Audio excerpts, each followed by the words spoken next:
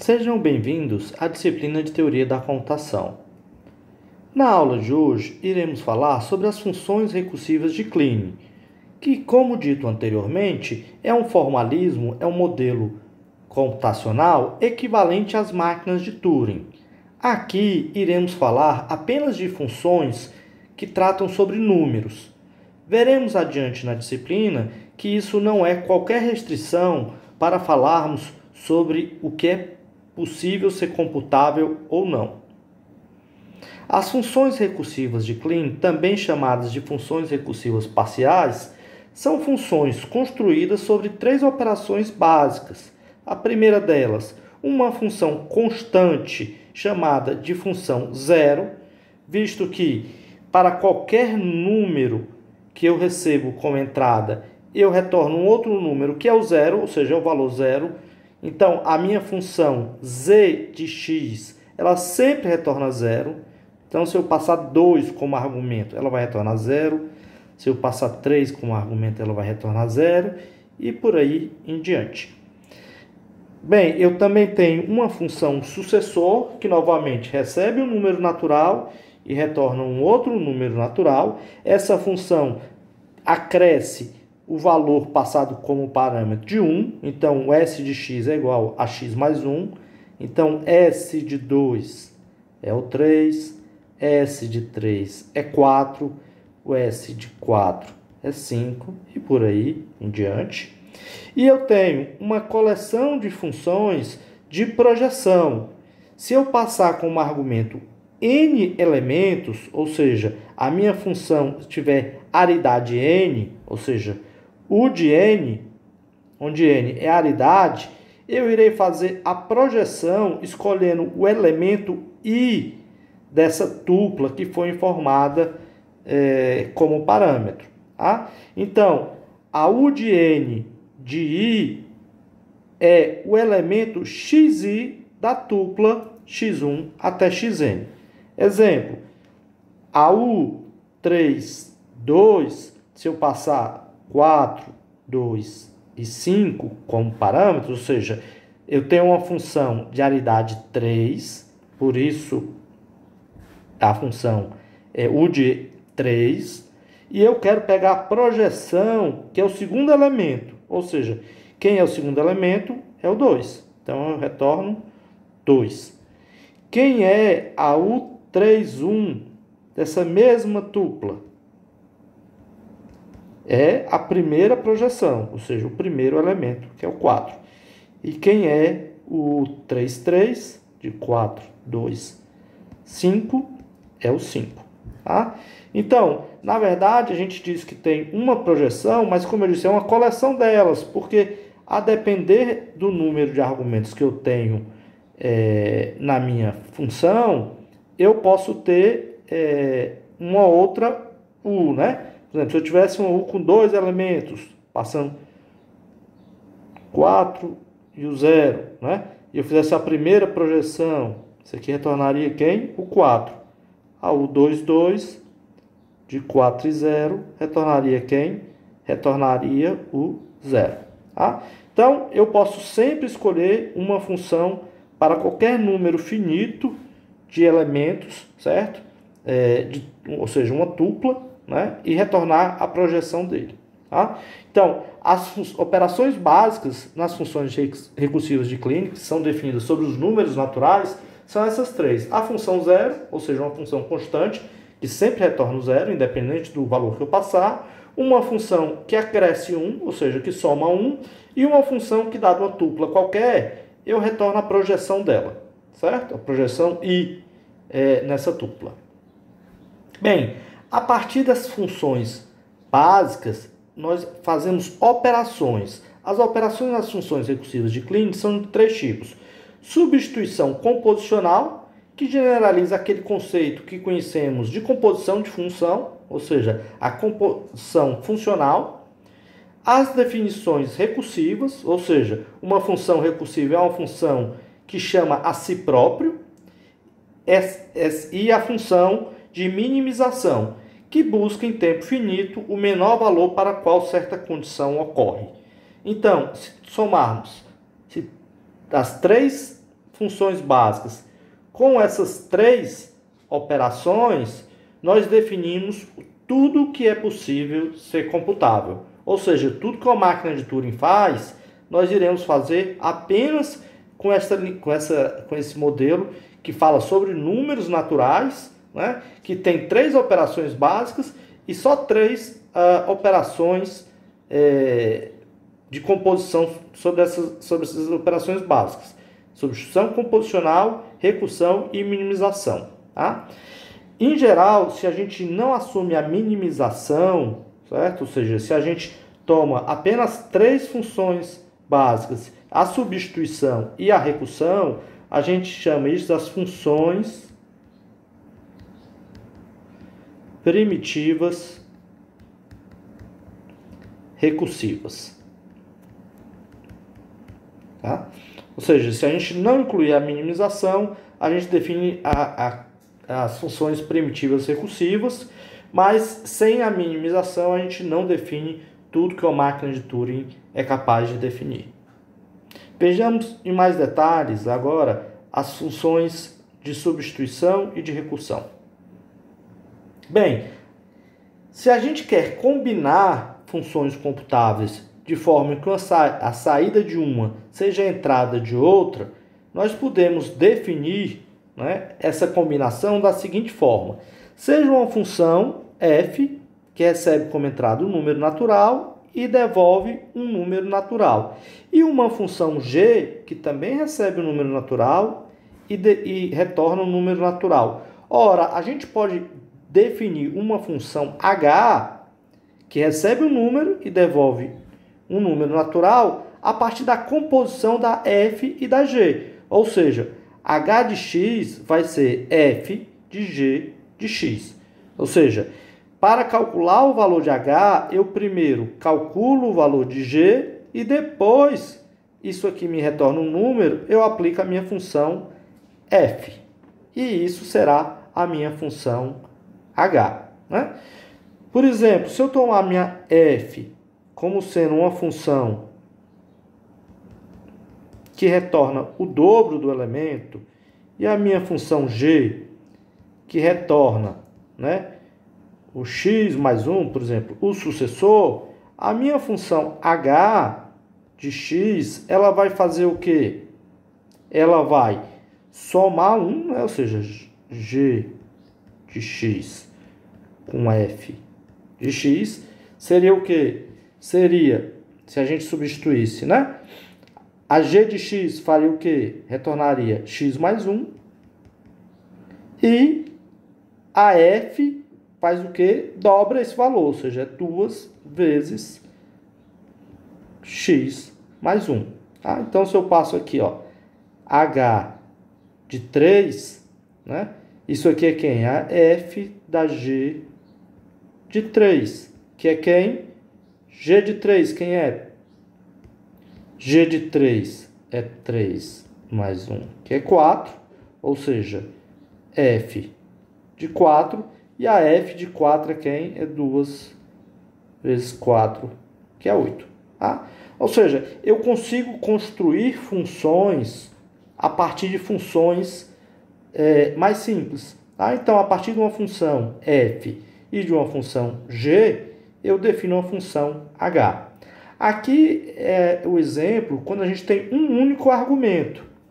Mas a gente pode generalizar esse conceito de função composicional para, além de receber um argumento, eu receber k elementos. Ou seja, se eu tenho uma função de n que recebe k argumentos e eu tenho k funções de g com n entradas, certo? Agora, eu tenho n entradas nas minhas funções g, eu consigo definir uma função h que recebe n entradas e retorna um número a partir da composição de f de g. Ou seja, h de x1 até xn vai ser quem? Vai ser a função f, né? Que tem que argumento k, ou seja, ele recebe k elementos ali, certo? Esses k elementos irão receber como entrada os n elementos passados para h, ou seja, g de x1 até xn, g2, né? Se eu tivesse aqui, g2 de x1, x2 até xn, até a gk, certo? Bem, é assim que a gente faz a generalização da nossa função de composição. Ou seja, eu não preciso ter apenas um argumento na minha função fg. No caso aqui, a minha função f tinha k argumentos e a minha função g tinha n argumentos. Portanto, eu construo uma função h que recebe n argumentos e retorna um número, tá? Simplesmente aplicando a composição da função f com a g1 com os n argumentos, com a g2 com n argumentos, até a gk com n argumentos. Vamos dar alguns exemplos. Suponha que as funções sejam as seguintes. A sucessor, certo? A função sucessor, que recebe um número natural e retorna um número natural, ou seja, z de 0 é quem? Z de x para qualquer x é quem? É o zero. A função sucessor, que a gente definiu, recebe o natural e devolve o natural, que é acrescer 1. E a gente pode definir a função soma, que agora eu recebo um par de números, certo? E retorno um número que é a soma deles, tá? Vejamos alguns exemplos. Podemos tomar a função z como a função zero, ou seja, para qualquer elemento eu retorno sempre o zero. A função sucessor, né, que para qualquer número ela retorna o número mais 1. Eu poderia tomar agora uma função que tem dois argumentos, chamado de soma. Essa função vai receber dois números e vai retornar um outro, cuja soma é o retorno dessa função, né? Aqui é uma função, né, de duas entradas, tá? Bem, a partir dessas funções, nós podemos aplicar, né, definições composicionais, por exemplo, para definir o 1. Quem seria o 1? Seria uma função, por exemplo, f1, certo?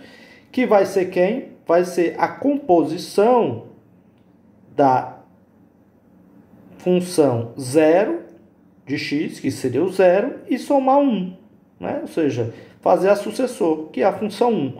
Aqui, né, eu tenho uma f, né, que é a minha função sucessor, ou seja, f de x aqui é a sucessor de x, e a minha função g, né, de x, né, é a z de x. Logo, né, a função h, a f1 de x, que seria h de x, que seria essa composição, seria quem? Seria a função f de g de x, que pela nossa definição é quem? É a sucessor da z de x. Ou seja, eu simplesmente estou refraseando, né, essa definição pela nossa noção de função, de composição de função, quando eu tenho um só argumento, né? Ou seja, a minha f ali na notação é a função sucessor, a minha g é a função 0, tá? E a minha h, que é a função que eu estou construindo, que definiu 1, certo? O f de 1 é a composição da s com a z, tá? E aí eu defini o 1. Então, notem que a partir dessas três definições, no caso aqui particular das duas, se eu tenho 0 e eu tenho sucessor, eu defini o 1. Como é que eu defino o 2? Ora, basta eu aplicar o S de f de 1, né? Agora, a f, né, continuaria sendo a sucessor, só que a minha função g seria quem? Seria a f de 1 que eu acabei de aplicar, tá? Ou seja, S de f1 de x seria quem? A S da z de x, que a gente sabe que isso aqui é o 2, né? Da mesma forma, para o f de x, de 3, né? Ou seja, se eu quisesse definir o número 3, ele é o sucessor do 2, tá? Podemos também definir o número 3 como sendo, por exemplo, a soma de f de 1 de x com f2 de x, ou seja, a soma de 1 com 2. Isso seria o 3, né? Quem seriam aqui, no caso, as nossas funções f, g1 e g2? Bem, a nossa função g1 de x, né, na nossa definição, seria a função f1 de x, que é esse primeiro argumento. A nossa g2 de x, que seria esse outro argumento, seria a f2 de x, certo? A nossa função f, né, de dois números x e y, seria quem? Seria a soma, né, de x e y, que é essa a nossa noção. Então, eu posso, a partir dessas funções, definir uma função h, né, que vai receber n argumentos. No caso aqui, vai receber um único argumento, né? Um único argumento. No caso, x. E vai ser igual a quem? A f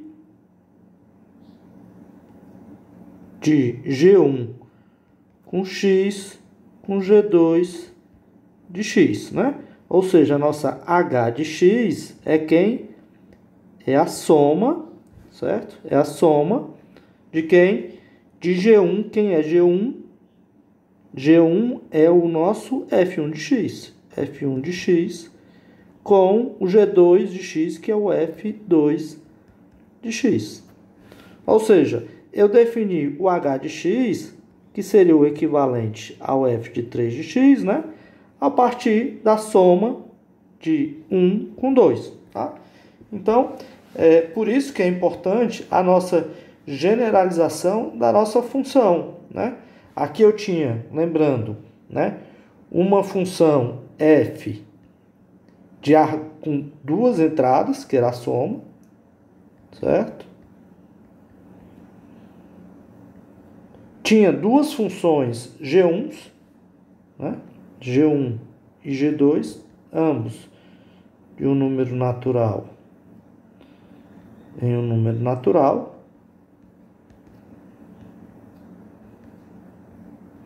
E pude construir, né, uma função de aridade 1, né?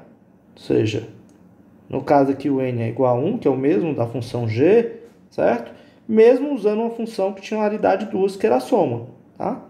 E foi assim que a gente define, por exemplo, a nossa função, o número 3, a partir da soma de f1 com f2. Tá? Ou seja, a composição de funções, é por isso que é importante a generalização dela, ela pode ter n argumentos e não apenas um, certo? Sendo baseadas em outras funções, né, com k argumentos, tá?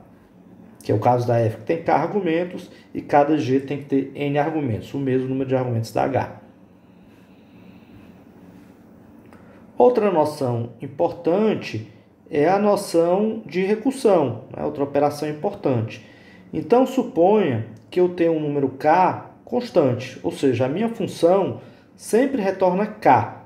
Tá? Então, eu posso definir uma função recursiva tal que h de 0 sempre retorna k e h de y mais 1 vai retornar uma função g aplicado ao y e a chamada recursiva de h, só que agora, ao invés de fazer y mais 1, eu vou fazer com y.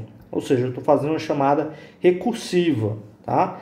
H é dito sendo obtido a partir de g, né? Ou seja, composições de funções que a gente acabou de ver há pouco, que g é uma função recursiva primitiva, e a gente define ela simplesmente como uma recursão. Né? É claro que eu podia ter uma função, né, com um elemento, com dois elementos, com três elementos. Tá? Então, eu posso generalizar a minha noção de função recursiva, certo?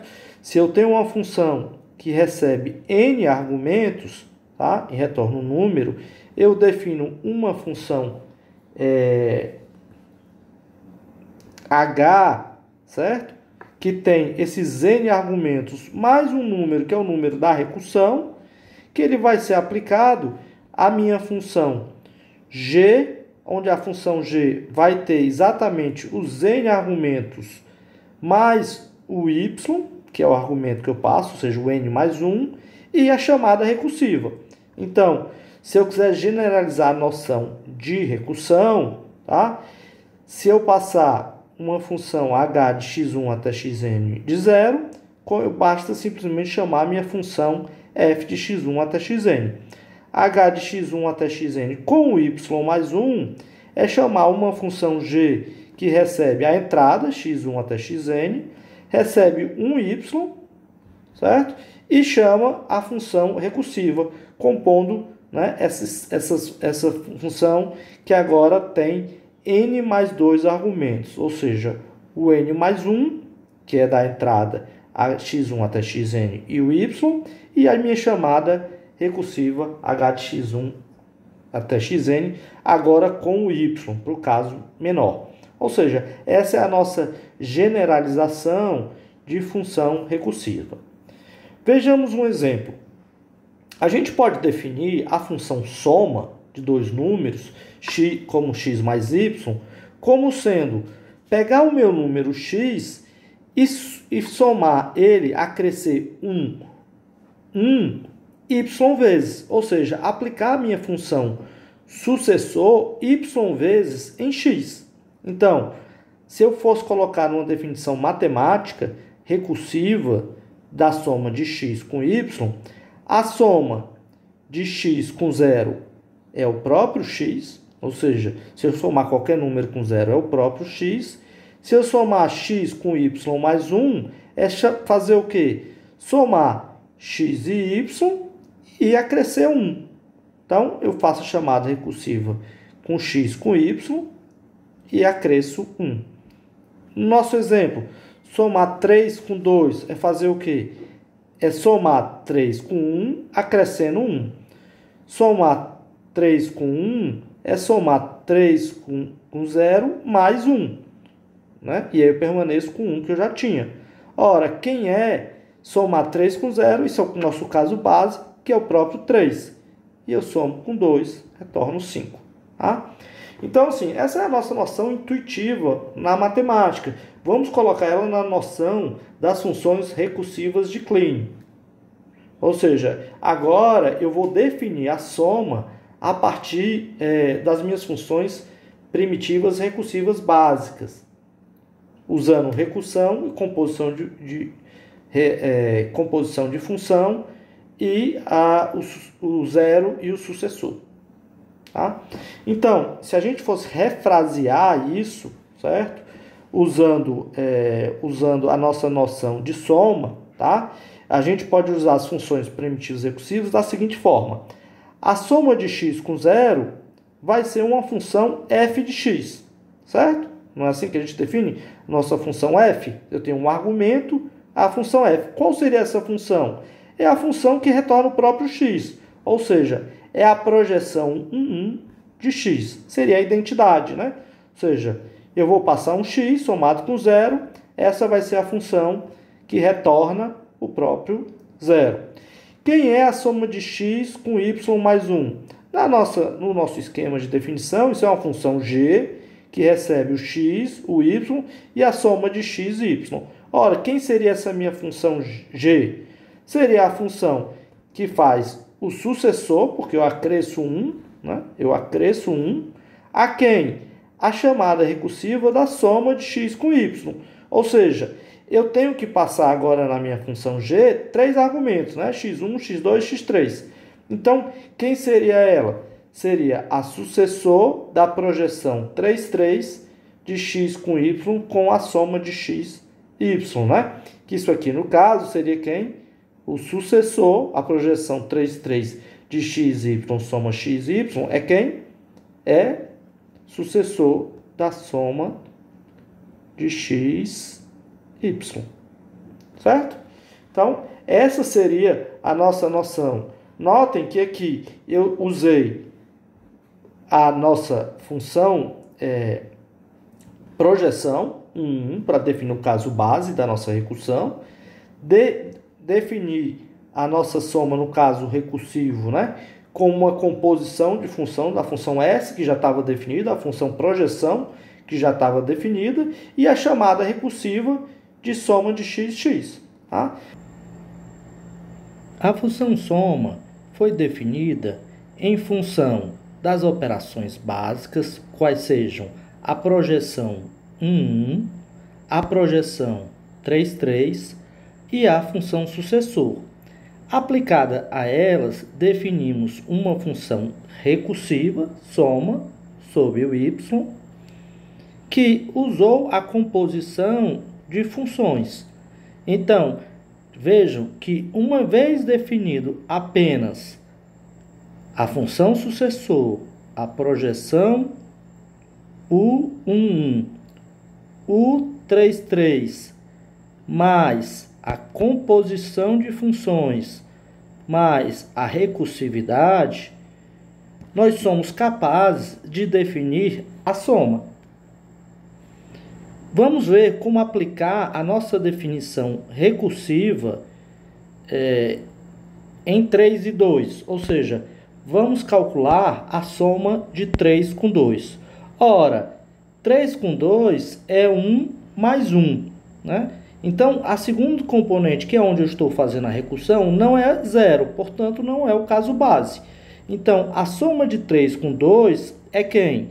É o sucessor da projeção 3 de x, y, soma x, y. Ou seja, é o sucessor da projeção 3. Quem é o x? É o 3. Quem é o y? É o 1.